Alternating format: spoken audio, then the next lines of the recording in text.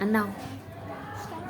मेरा नाम अंजलि है और मैं 7वीं कक्षा में पढ़ती हूँ। मेरा नाम प्रिया कुमारी है और मैं 7वीं कक्षा में पढ़ती हूँ। आज का हमारा विषय है आत्मविश्वास। हम आत्मविश्वास के बारे में आपको बताना चाहते हैं। आत्मविश्वास के रहने पर हम कोई भी काम में विजय प्राप्त कर सकेंगे। हमें कोई भी कष्ट नहीं सताएगा। आत्मविश्वास हमारे दिल में रहना बहुत जरूरी है। आत्मविश्वास बोले तो सेल्फ कॉन्फिडेंस, जो रहने पर हम हर एक काम कर सकते हैं, जिससे हम अपने देश की उन्नति सब कुछ कर सकते हैं, अपनी सुरक्षा खुद कर सकते हैं। रोहित पिछले साल छुट्टियां बिताने कश्मीर गया था।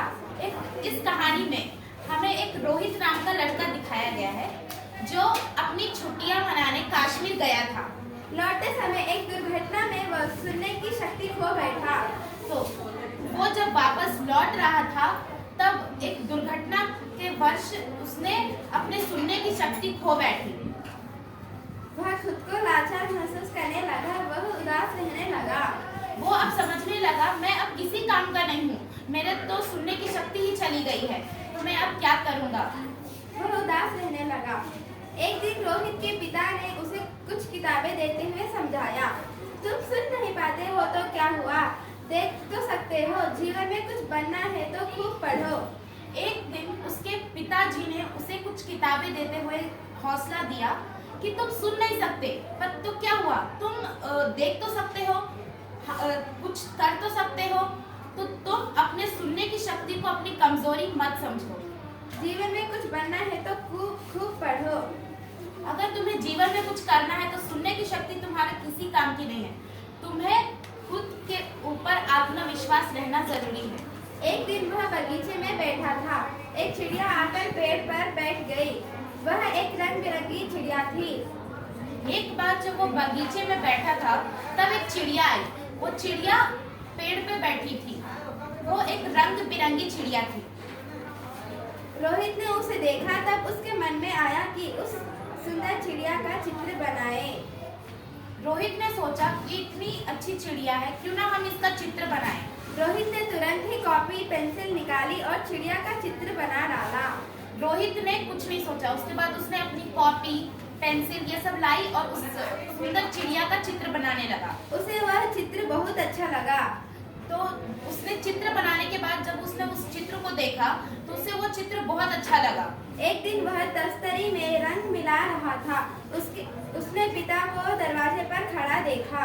एक दिन वो अपने कलर्स मिला रहा था, रंग मिला रहा था, तो उसने अपने पिताजी को द्वार पे खड़ा देखा।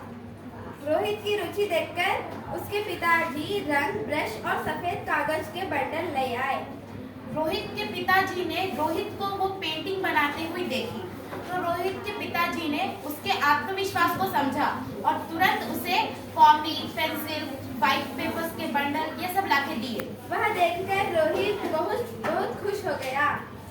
वो सब पाके पेंसिल ये सब पाके रोहित बहुत ज्यादा खुश हो गया था। रोहित ने उसी क्षण तय कर लिया कि वह मेहनत से काम करेगा। रोहित ने तय कर लिया, मैं इतनी अच्छी पेंटिंग बना सकता हूँ, तो मैं मेहनत से अब काम करूँगा। वह जानता था कि चित्र बहुत सुंदर है तो देखने वाले उसे पसंद करते हैं। उसे खुद पे आत्मविश्वास था। उसने सोचा, जब मैं इतना अच्छा चित्र बना रहा हूँ, मुझे पता है ये चित्र बहुत अच्छा है, तो क्यों ना मैं और चित्र बनाऊं और इसे देखने वाले लोग भी बहुत ज्यादा पसंद करेंगे। अब रोहित पूरी मेहनत से चित्रकारी में जुट गया।